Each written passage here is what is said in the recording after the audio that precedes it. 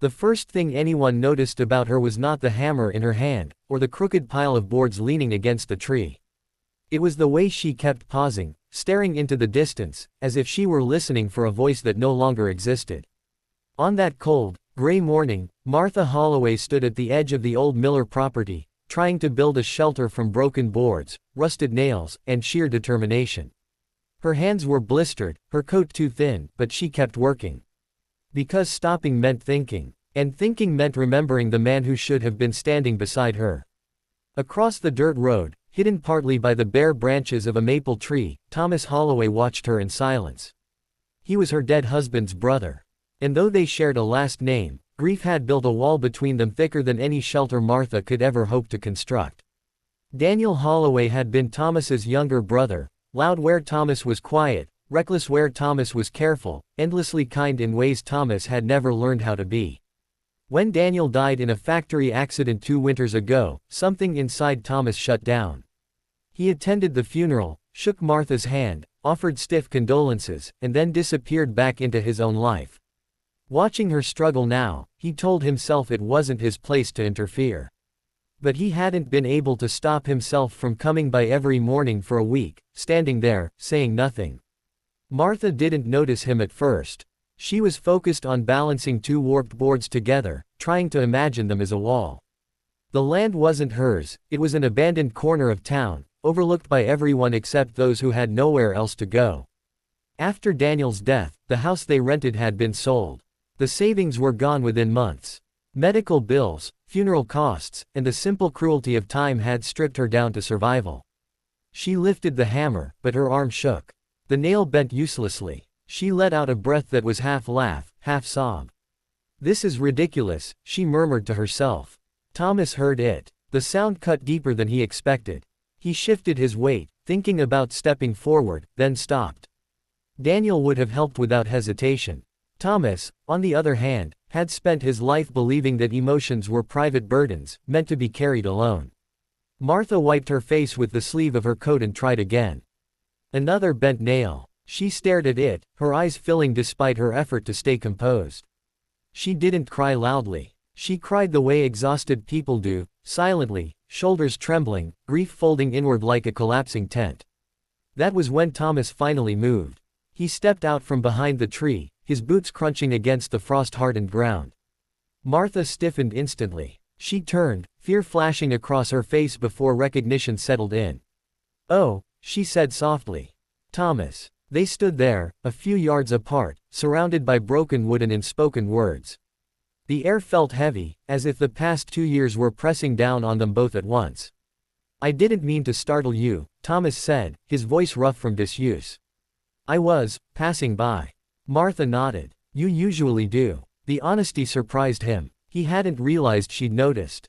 He glanced away, embarrassed. "I see you watching," she continued, not unkindly. "Every morning." "I wasn't spying," he said quickly, then paused. "I mean, I didn't know how to help."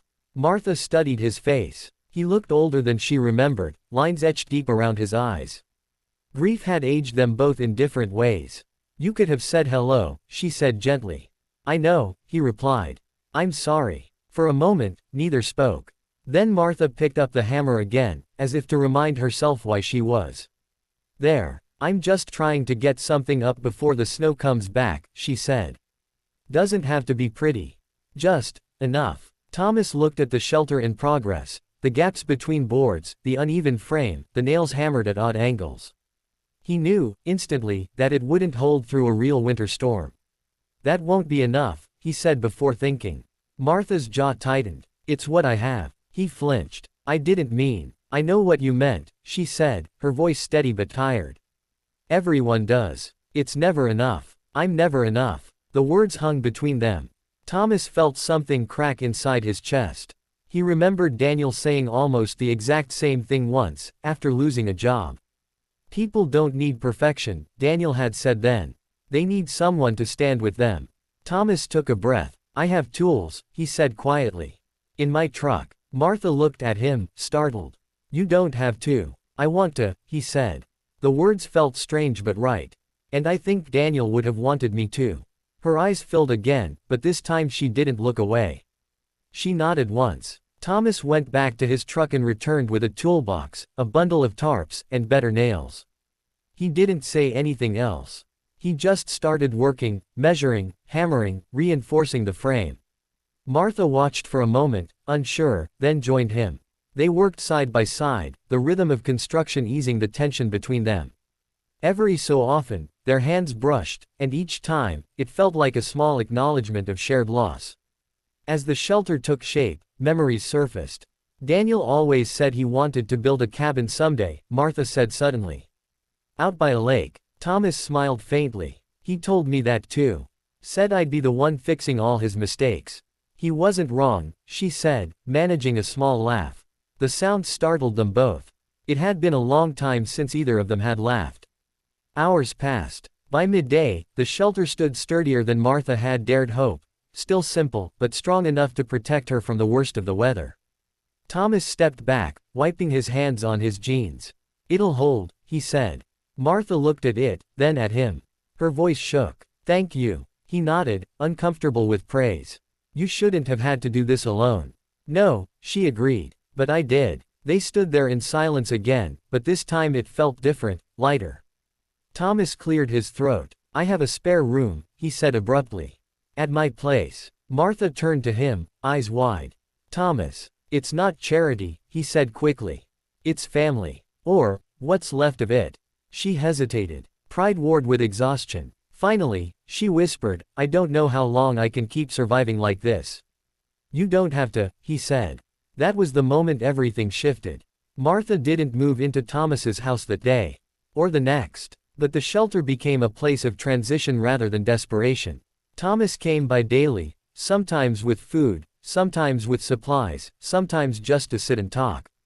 Slowly, painfully, they learned how to share grief without letting it consume them. Months later, when spring returned, the shelter was no longer needed. Martha found work at the local library. Thomas helped her fix up a small rental. On the anniversary of Daniel's death, they visited the lake he'd always talked about, standing quietly at the shore. He'd be proud of you, Thomas said. Of us, Martha corrected. Thomas nodded, finally understanding. Because kindness, he learned, wasn't about grand gestures. It was about showing up. About choosing compassion when silence felt easier. About standing beside someone while they built something fragile, and helping make it strong. And in that shared act of humanity, two broken lives found shelter together.